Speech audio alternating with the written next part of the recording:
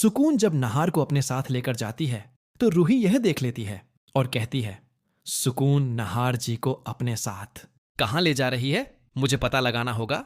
और रूही गाड़ी की डिक्की में बैठ जाती है।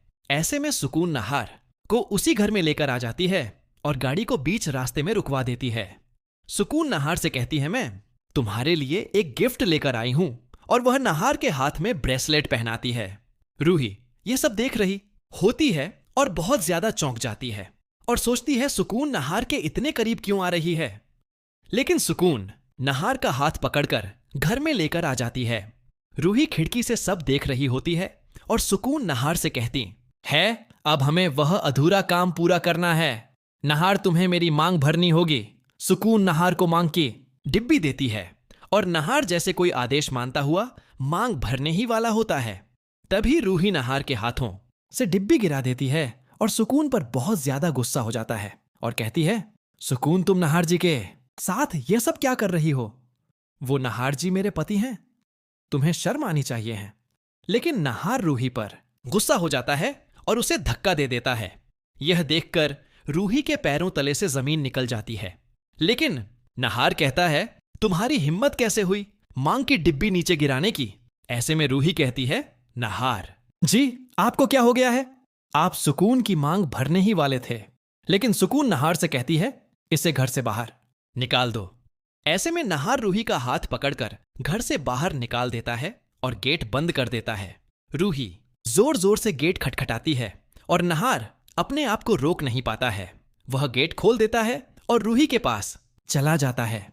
नहार के दिमाग में रूही की पुरानी यादें आने लगती हैं और वह सुकून के वश से निकल जाता है। लेकिन सुकून यह देखकर रूही को अपनी शक्तियों से बेहोश कर देती है। नहार यह देखकर बहुत परेशान हो जाता है और उसे घर पर लेकर आ जाता है। सुकून कहती है, यह रूही बार बार मेरे बीच में आ रही है। मुझे सबसे पहले इसे अपने रास्ते से हटाना होगा, तभी नहार मेरा हो पाएगा।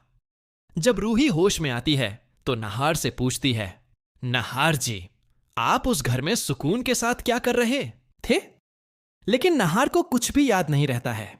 वह कहता है, पता नहीं रूही, लेकिन मुझे कुछ भी याद नहीं है। रूही यह समझ जाती है सुकून ने नहार को अपने वश में कर लिया है और उसे रोकने के लिए वह कुछ भी कर सकती है।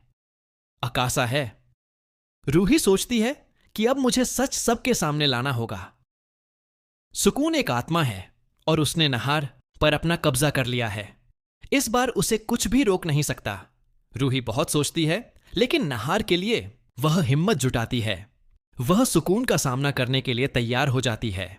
रात होती है और सुकून अपने उद्देश्यों में आगे बढ़ती है।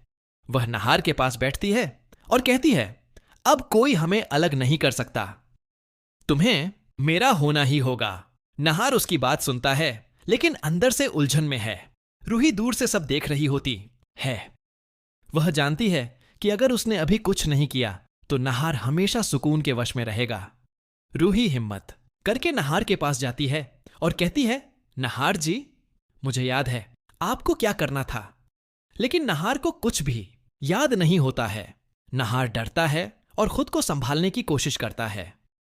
सुकून गुस्से में अपनी शक्ति दिखाती है, लेकिन रूही चुपचाप कुछ योजना बनाती है और कहती है, सुकून तुम चाहे जितनी ताकत दिखाओ, मैं नहार को तुम्हारे वश में नहीं होने दूंगी। सुकून और रूही के बीच तनातनी होती है। नहार समझ नहीं पाता कि क्या सही है और क्या गलत। इस बीच सुकून की